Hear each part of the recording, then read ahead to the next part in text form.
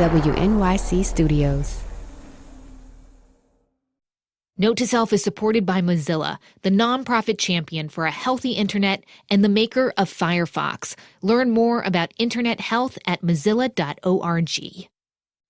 Note to Self is supported by Enterprise Florida, the official economic development organization for the state of Florida, offering immense opportunities for your business to grow, innovate, and explore.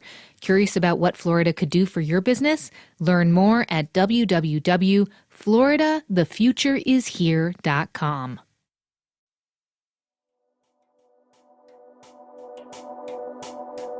It's very easy to use up all of your energy for reading or watching or listening on things that are mostly just pointing you at other things and never quite reading those things. So true. Do we even really read the news anymore? It's Note to Self, the tech show about being human. I'm Manoush Zomorodi. Last week, we took a crack at dealing with information overload by presenting you with some stories and the science about what technology can do to your attention span and how single tasking, doing one thing at a time, can help you reclaim it. We call it the Info-Magical Boot Camp, and we got some great voice memos from you describing how it all went, and we're going to play some of those at the end of the show. But first, I want to talk about a business that is going after this problem of information overload, or as many in the media and tech world call it, the attention economy. You know, like we're all super busy, and any brand or anyone with anything to sell is working their butt off just to get a little bit of time with your eyeballs. Buy me, play me, read me. Well, this business, the one we're going to talk about today, is succeeding. Big time. And if you are a millennial woman, you or someone you know probably subscribe to it. It's called the Skimm. Over 3.5 million people get it delivered to their email inbox every morning. Around 40% of those people actually open it, which for an email newsletter, that number is mega. And what do they get when they open that email?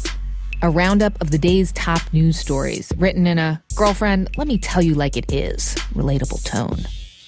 One young woman told us that she reads the Skimm first thing every morning while making coffee, and she likes it because she can get the main points of the news before, quote, my brain is fully turned on. The founders, two savvy millennial women themselves, have sort of become media darlings.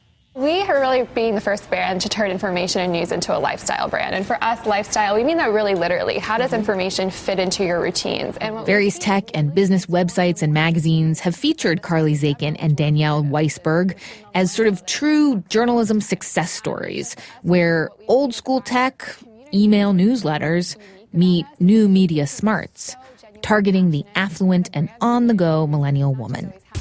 And their story goes like this.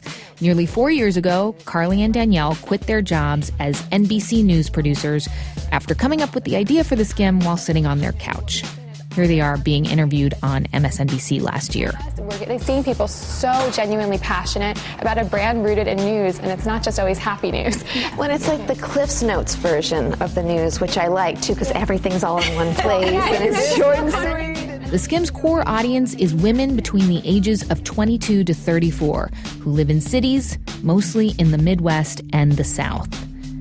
As a former news producer myself, but one who has decided to go the opposite direction into longer and deeper stuff, I wanted to understand why the Skimm is exploding, and if my skepticism about skimming the news is just some silly Gen X angst.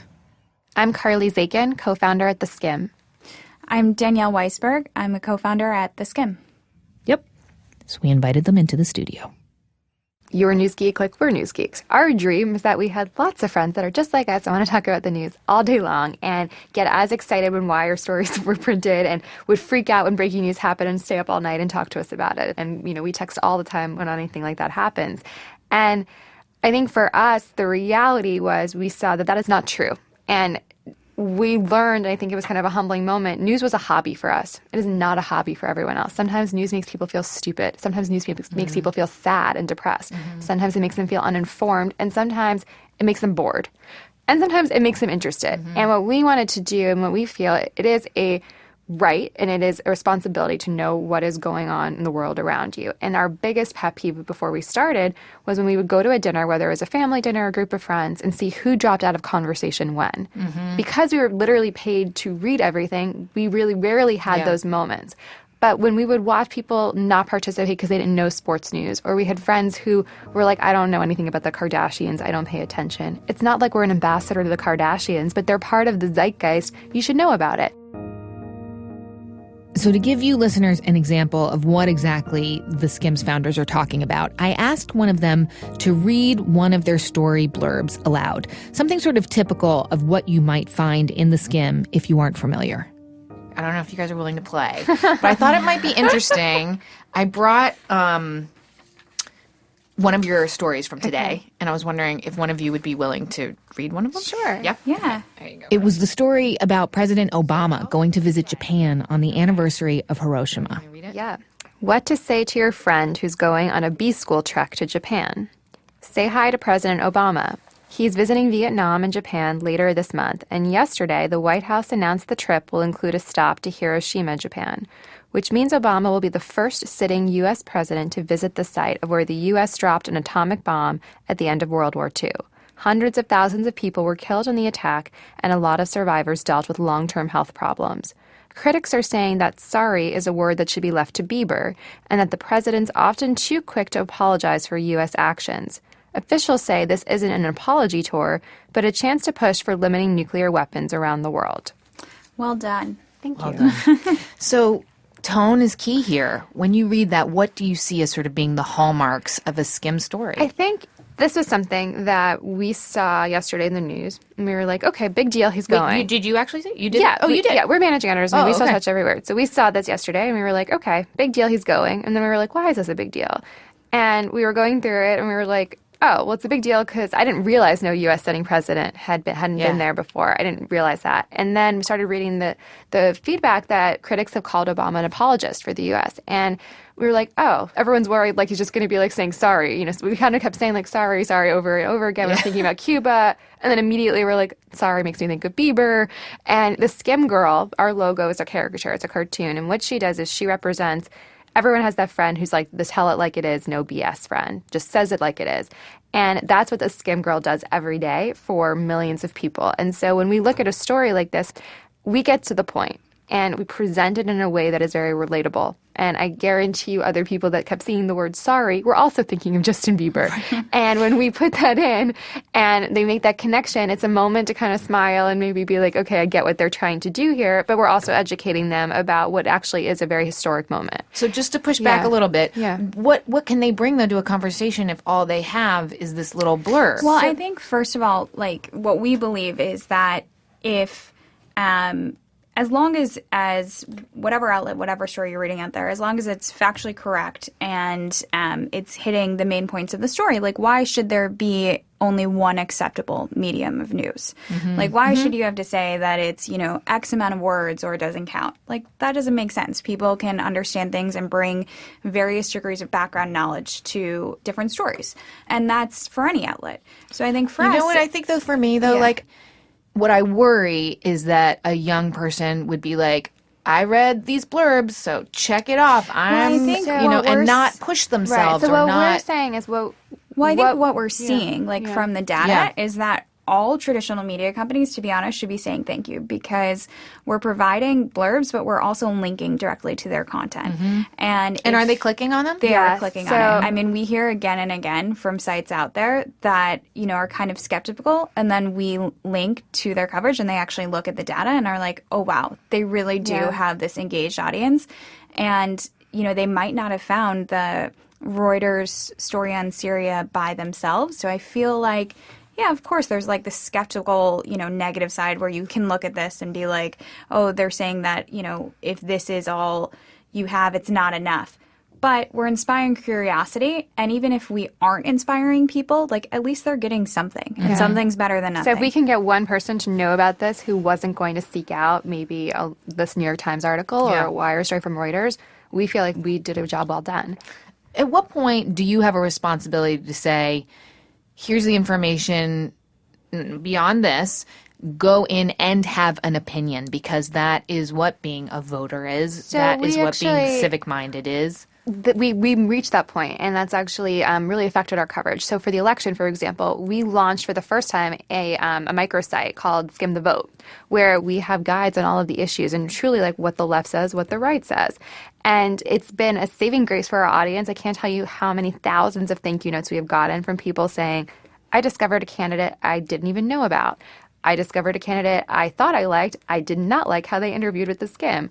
I discovered like why people are debating this issue. Like, I know there's a debate on immigration, but to be honest, I didn't really understand what they were talking about. Just because you're not up on current events doesn't mean that you're not a smart person.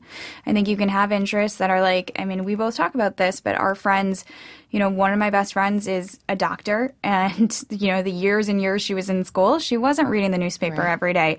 It didn't mean that she was less smart or didn't care about And I think topics just as it much. Goes, there's not one profile of who a skimmer is. I think we have a few, and I can't tell you how many thousands, and at this point hundreds of thousands of people, if not millions, that have written in and said, news was never for me. My family never talked to me about it. My family would make fun of me that I never knew what was going on. And why would they want to seek it out if they always felt bad about themselves? And for the first time, they're reading about things and actually talking about them. And so when we get asked, you know, oh, you're just dumbing down the news, we get so offended because we're like, well, we just reached hundreds of thousands of people, if not millions, that never would have read your article or never would have known about this topic, and now they do. And why are they any less important than the people that read the paper every day? And that's, like, they're still voting. They're still out there. Their opinion counts. We're just trying to make it more informed. And I think what we, you know, our mission statement as a company, I think, says a lot. The Skimm makes it easier to be smarter. And I think smarter is it's a word that we thought a lot about, because it's not, we make it easier to be smart. These are people that are already smart. We're just giving them a little bit more to make it easier to be more informed throughout their already existing routines. And so this is a pushback then, in a way, to sort of the elitist media presentation in that. Well, I think, you know, I'd love to be like, yes, we thought about it as a pushback, but we didn't.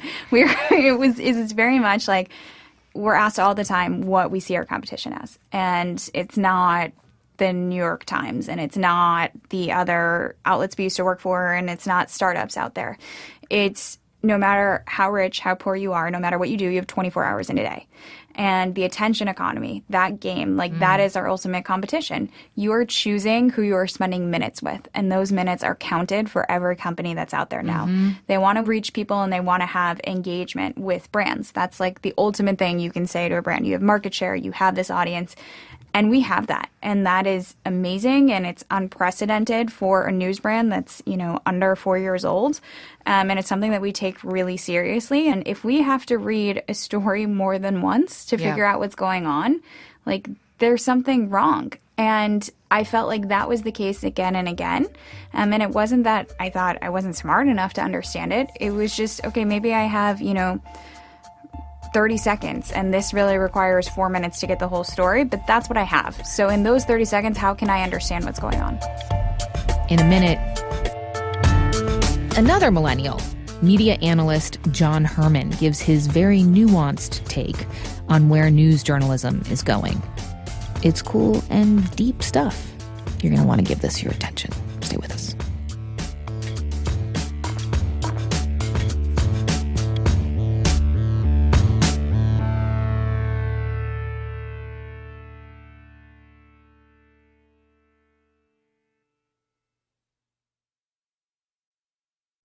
Note to Self is supported by Squarespace, the simplest way to create a website.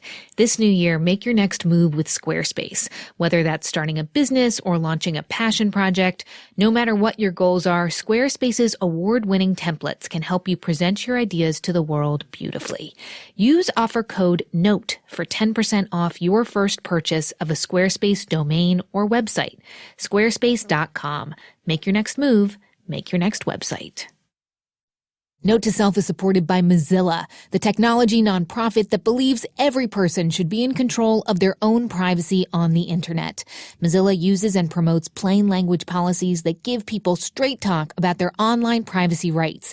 And Mozilla builds privacy into its own products. Their Firefox browser features a forget button and private browsing with tracking protection. And the new iOS browser, Firefox Focus, is set up for maximum privacy by default. For more, visit mozilla.org/privacy.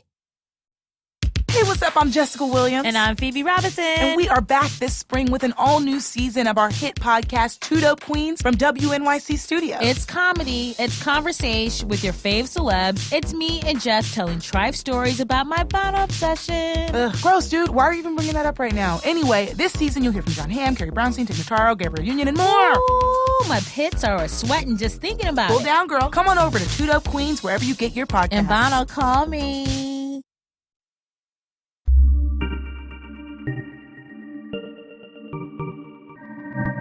It's Note to Self. I'm Manoush Zomorodi. And we are deep diving into the newsletter, The Skimm. As you heard earlier, when I was talking to the founders of The Skimm, I kind of felt super weird that Justin Bieber was being used in the same sentence as Hiroshima. I need some expert analysis. John Herman. I'm a David Carr Fellow at the New York Times reporting on media.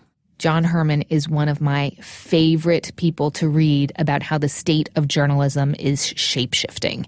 He's been at BuzzFeed and The Awl. I started out by doing something that was a little bit, in retrospect, maybe a little bit unfair, comparing the Skimm's Hiroshima write-up to one written by John's now colleague, David Sanger. David Sanger is one of the best writers in the country. He was based in Japan and is extraordinary. But when I went back and read it, it became very important to me. Like, I really understood why this was an important story. And I'd love to just read you a sentence. The site, which President Obama will visit this month, reflected an almost universal Japanese view that the city was a victim of unnecessary brutality, parents and children incinerated, thousands killed, and a generation poisoned by radiation. And then he goes on to really explain why the Americans felt this was the right choice. And he really gets at the ambiguity with what happened during that time. And it's not about apologizing. It's about remembering what happened so that we can be smarter, more informed, more educated. And I don't want to be preachy and I don't want to be like finger waggy, but I don't know how to say, I don't know, you should read more. Like, Well, I mean, I wonder what it is that you're asking the Skimm to do. Is it to like break voice and say like, all right, listen, it's time to get very serious here, or to not mention it at all? Mm-hmm. I think I'm saying to break voice, Right. to say, you need to have an opinion. You need to care about this. This is about being a well-rounded citizen. Well, so a similar example to me of a newsletter that I'll see sometimes and have complicated feelings about is Playbook, the Politico morning digest that allegedly everyone in Washington, D.C. reads. And you read it and you're like, okay, this is political world. Everything's a game. Everything's some sort of like competition. And there are all these like dog whistles and there's all this signaling and it's very, Right, very yeah, in-groupy. yeah. But that doesn't change the fact that the thing that Politico is covering essentially is like how the country is run. And so I would, in a similar way, read almost all of Playbook sometimes and just be like, I wish you wouldn't talk about this because I hate the way you're talking about it. But then I'm like, well, what are they supposed to do? Like Right. the Skimm is for an email newsletter at pretty huge scale. And it's like a sophisticated business, especially as newsletters go. I mean, it's nice to see someone like doing well. Yeah. Wow, that says a lot about what's going on. Yeah, I mean, I try to stop myself when I find myself getting worked up over the tone or presentation of a particular news article or video or something like that. Because if I didn't, then every day would just be like a long seizure. I'd just be sitting in front of my computer like, what is this? But I do take issue with how a lot of media companies, old or new, characterize what they're doing, especially when they're defending tone, as reaching more people, meeting people where they stand, democratizing somehow information. Because there is something to that, but when something has a strong tone like this, that's usually the hallmark that it's speaking to an in-group.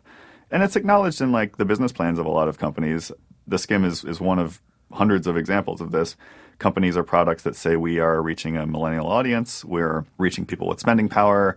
I think a lot of this revulsion comes from recognizing that there is a group that's been identified and that is being spoken to. And at best, they're being reached in a way they weren't being reached before. At worst, they're being pandered to. And if you're not in that group, or probably worse, if you are somewhere at the margins of that group and see parts of it in yourself, which is like a big problem for me with like all kinds of millennial stuff. In some ways, you feel like you've been seen, but then you watch that unfold in a real big performative way and you're like, ooh, I'm not sure I like this. Yeah. I'm not sure I like myself. I'm not sure I like my friends. It's identity media in a way. Yes, identity media. I like that term. And I guess for me, like having Hiroshima and Justin Bieber in the same sentence feels disrespectful. I mean, dumbing down. I don't know. I mean, if that's unfair. I'm not going to challenge that assertion. I mean, when you flatten everything into particular tones, something always gets lost. And if your default is conversational, how on earth do you talk about Hiroshima and Nagasaki? I do want to ask you, what can we do as people who are living in, scarcity of attention, the attention economy, who want to be informed but don't have a ton of time? How can we be good news consumers? I have no idea. I'm a terrible news consumer. I never stop looking at the worst stuff. Like I wake up and I look at Twitter. I broke the habit for a year or something, and it was great. And I felt healthier and better about how I was consuming information. But now I just do it again. It just happened. And, I mean, that's bad. Twitter is terrible. It's like vital to my job, and it provides a service to me, but it's psychologically just punishing and it feels like I'm putting an enormous amount of energy into it and getting less and less out.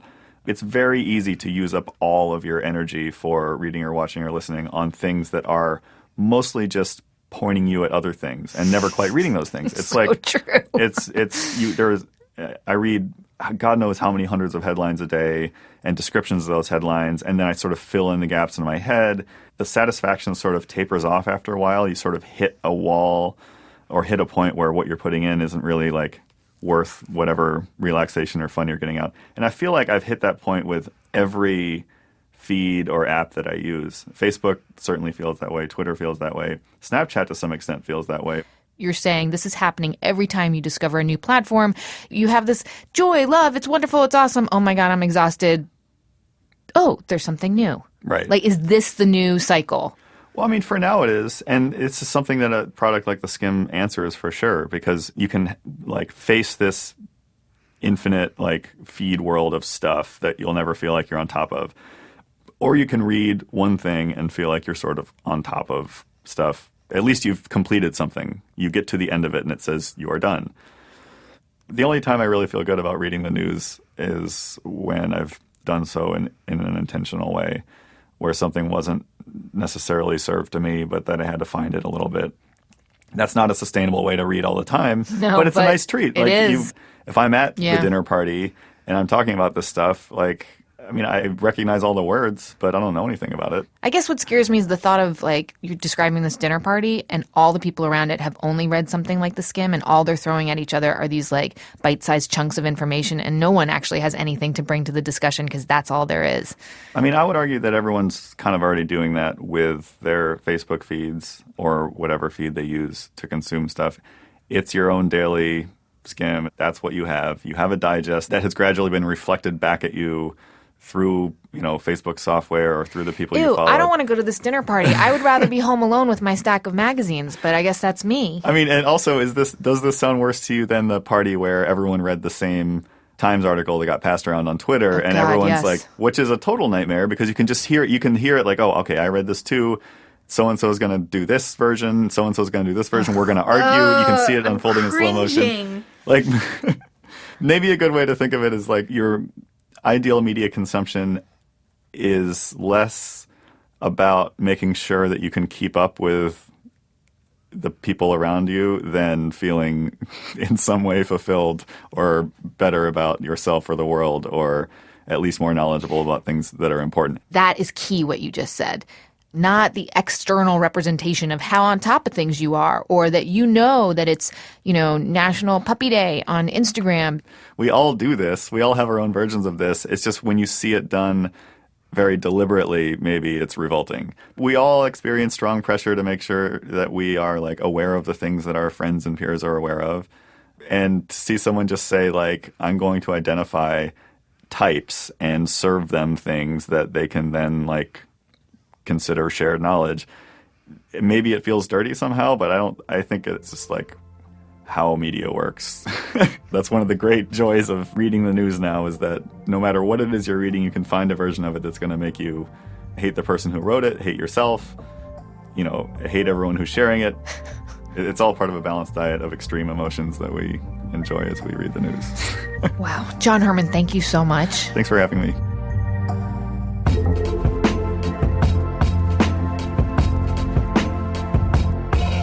A quick update to the story. The Skimm just took in $8 million of investment funding, and they told us that they plan on using this infusion of cash to get into video and to, quote, introduce more Skimm products and premium services that fit into the routines of our audience. Also, we asked the Skimm for specific numbers about how many of their readers do click the links to other news sites and longer articles, and they told us they are not releasing those metrics at this time. The extreme emotions, as John Herman put it, that consuming all the information coming out of our devices, it takes us all over the place. It's like a roller coaster. But you told us what happened to you last week when you took the Infomagical Boot Camp Challenge. This is Elaine Meyer from Brooklyn, a loyal listener and info magician. Hi, it's Brad Greer from Madison, Alabama. Hello, Infomagical. So good to be back. This is Beth from Ardsley. All this noise, all this information overload is not helping my well-being. It's one of those times when you have a great excuse to withdraw and concentrate on one thing. Just commit to it. I am happy to report that I did record this voicemail from start to finish without toggling to the internet or checking Twitter or anything else. And they can truly cherish those moments in life that really do matter. So thank you very much for all the inspiration and support. Bonjour et bonne journée. Bye. Beth from Ardsley. She's back. Love you guys. Thank you for telling us how it went. Single task on, my friends. Next week, how do people in different cultures use technology? What are the big no-nos? Is it okay to keep your phone on the dining room table? Even in the Paris metro, there was a campaign against it, about talking too loud on the phone. South Koreans binge eat on their webcams, and thousands of people will watch them each night as they do this. So you call somebody, they will answer their phone. If they don't answer their phone, you're allowed to call them right back, and then you can call them again. And it's terrible, yeah, it's awful, but... Your favorite NPR foreign correspondents are here. They're going to share secrets that they've learned by living and reporting around the world. Yeah, Eleanor Beardsley. The Note to Self team is Jen Poyant, Jenna Cagle, and Joe Plord. Many thanks to Seth Kelly for his help this week. Note to Self is a production of WNYC Studios. I'm Manoush Zomorodi. Can we get the sign off for air? What do I say? Eleanor Beardsley, NPR News, Paris.